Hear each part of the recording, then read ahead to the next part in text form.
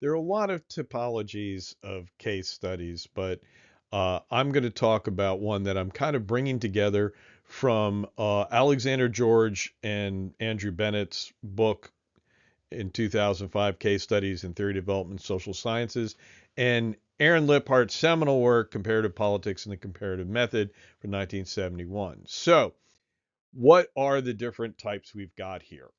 Starting with, both George and Bennett and Liphart talk about an atheoretical case. Now, George and Bennett also call this a configurative ideographic study, which doesn't help us. So, atheoretical, that is to say, we look at a case totally descriptive. We're just saying this is what happened.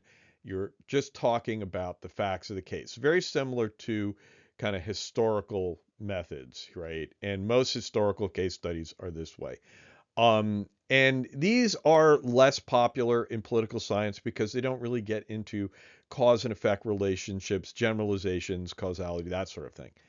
Uh, the second type is a, you know, George and Bennett say it's disciplined configurative. Wow, that helps. Or Liphart says it's an interpretive case study. That is to say, we're still focused on a case, not generalizations, but it, in this type of study, we're using an established theory to explain the case. So theory is being used to say, okay, this is what happened. This is what explains what's going on.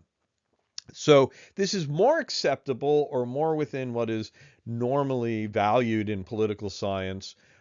Still, we do like to get to testing, but we'll get there. The next type of case study is heuristic in George and Bennett's view. Their framing. Hypothesis generating is what Liphart calls it. It's often referred to as theory generating as well. And this type of case study is inductive. You take the facts of the case and you use inductive reasoning, which goes from specifics to generalizations, to try to identify. You could have a hypothesis. I prefer to say a theory in this case. Trying to get to some underlying causal factor, causal mechanism to discover something going on here. George and Bennett talk about possibly looking at a case where maybe there's a theory or there's already established theory, but trying to find another variable or another aspect of it that could be useful. So heuristic is learning, right? And so that's not in that case, not a horrible label for that. Theory testing, all right? This is where here we go. This is what is more commonly accepted. And if you're a student, this is the type of case study you should be probably focused on. You could do a heuristic study for sure, right? Especially if you call it a theory generating one, because we like theory.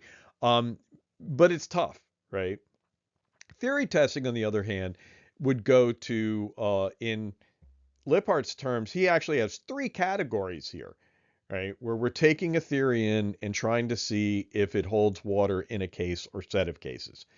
And Liphart has a theory confirming category, a theory infirming category, which are basically only differentiated by their results. So not really two good categories. But here you're trying to see whether a established theory is either confirmed or infirmed, disconfirmed would be another way of putting it, by a case. There's also, in Liphart's typology, a deviant case analysis where you take a case that seems to deviate from the generalizations and try to do an analysis to see what theory might be going on here or would explain it. Why aren't we seeing the results that are predicted? This type of, all of this is perfectly acceptable and kind of the normal thing we look for in case studies. George and Bennett also add a category for plausibility probes. And here is it heuristic or is it theory testing, right? Here you have an untested theory, right? And so it's not an established theory, it's untested, perhaps speculative, and you're going through a case to see, hey, is this, well, plausible, right? And does this possibly hold water? Does it seem to hold, work in this case?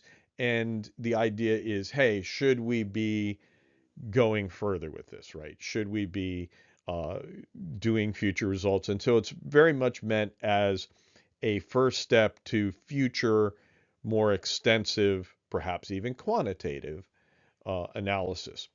Now, George and Bennett also have another category for building block studies where you look at different aspects of a theory or a case or something and it builds up, although that was a little complex and kind of seems to be part of a broader process. So I'm not creating it as a separate category. Go to their book and read it if you're interested. But here are here is a typology of case studies and with kind of an emphasis on really theory testing. I spend most of my time talking about that type of case study because that seems to be is generally more in the wheelhouse, right, for what we're looking for in political science.